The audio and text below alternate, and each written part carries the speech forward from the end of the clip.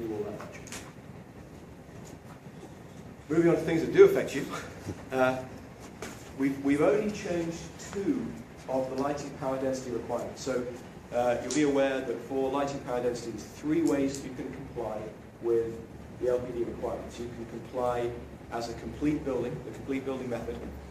You can comply under the area category method, or you can comply under the tailored method. And those are 3 increasingly complicated ways of complying. So if you have retained the services of an expensive retail lighting designer, you might want them to do the tailored method for you, because that's going to get you the most lighting power density for your retail building. The easiest compliance route of all is the complete building method, where you just say, hey, it's an office building, the allowance for offices is 0.8, whatever it is, my building's under 0.8 and I'm good. But the sort of middle way where most people, in fact the overwhelming majority of projects, comply using the middle way, which is the area category method, where we say, this is a conference room, it's allowed 1.2, this is a closet, it's allowed 0.6, this is an office, it's allowed 0.75 or whatever it is, and you comply area by area, and then you kind of sum the total. We changed 2 of those area category allowances. We changed it for offices and for retail. And in fact, for offices splits into 2, and we changed both of them. So for open offices, which are defined as greater than 250 square feet, that's gone down from 0.9 to 0.75 watts per square foot. And then the private offices have gone down from 1.1 to 1.0. Now you've got 2 free gifts in exchange for that. One is that the task lighting allowance, the portable lighting allowance, has gone up a little bit from 0.2 to 0.3. And that's because we want to encourage people to do lighting that is more tailored to the task they're performing. So if you're in an office, we want people to tailor the lighting so it's over the work areas and it's not being just kind of splurged generally around the space. Or if you've got if someone's doing fabrication, we want the lighting to be over the task areas where they're working, not just spread everywhere. Because, apologies for, I'm sure a lot of you already know this, but the illumination recommendations that the IES gives out, those are really dependent on what activity you're performing in each little part of the space. So if you've got a space, if we've got a space like this one, then in theory, if we know this is a corridor, we can have hardly any light down this middle part here. We want it to really kind of tailor the lighting to exactly where it's needed. We put it over the desks, we wouldn't put it here, we wouldn't put it in front. There's obviously a limit to how cost effective that is.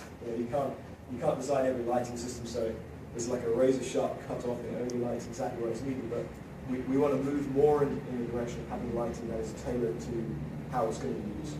And this is part of that portable allowance is going up, the German allowance is going down. So you should probably expect to see more of that in the future. Then for retail, we reduced retail quite a lot, from 1.6 to 1.2.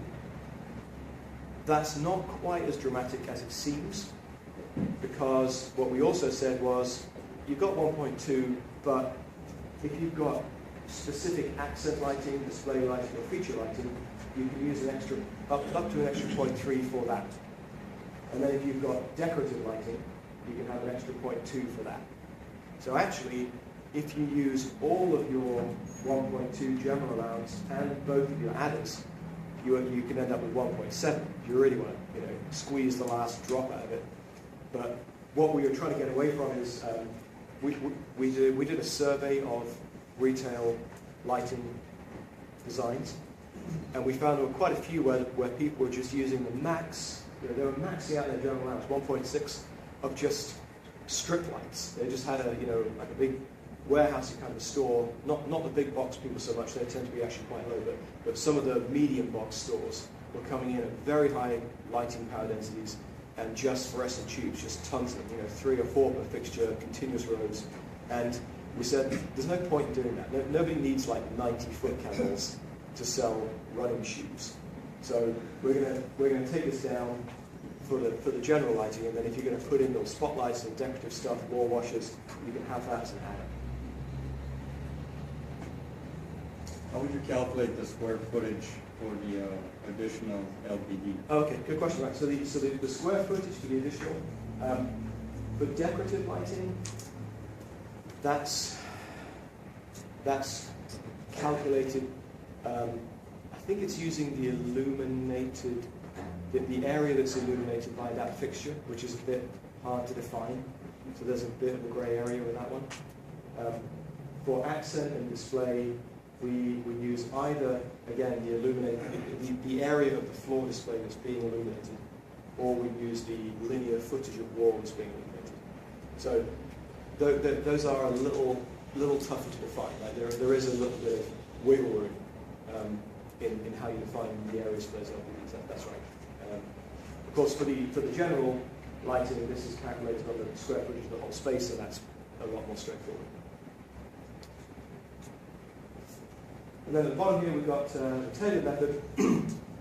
We actually revised the tailored method top to bottom, but the numbers didn't change very much. So the tailored method is more or less as it used to be. You won't see the many hours of work that went into keeping it the same. We have a few reductions. The only reductions that we have are retail environments where we said this used to be lit by a 75 watt incandescent or 75 watt halogen. We think that mostly now it's being lit by 29 watt CMH or something. That was a change that we saw. We actually did this work maybe 3 years ago now. So the change we're seeing in retail at that time was very strongly towards ceramic little halide. If we went back, we'd probably see it was equally strongly toward LED now. But we had some of the LPDs kind of drift down because of that change to metal halide. Any questions on LPDs? Yeah? Back to your gentleman's question about figuring out the additional accent calculation.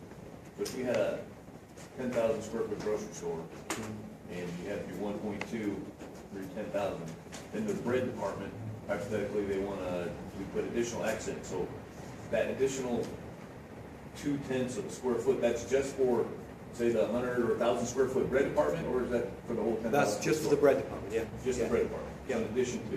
In addition. It's not 1.2 for the bread department plus the one? Oh, right, yeah. So the bread department would get the 1.2, and they'd also get the additional 0.3. And if you wanted to hang chandeliers over your bread, you get an extra 0.2 on top of that as well. Up to you.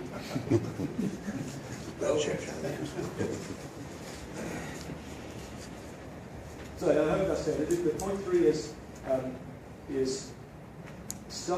is lighting that's designed to illuminate the products or the produce. It's spotlights and things that are designed to accent the produce.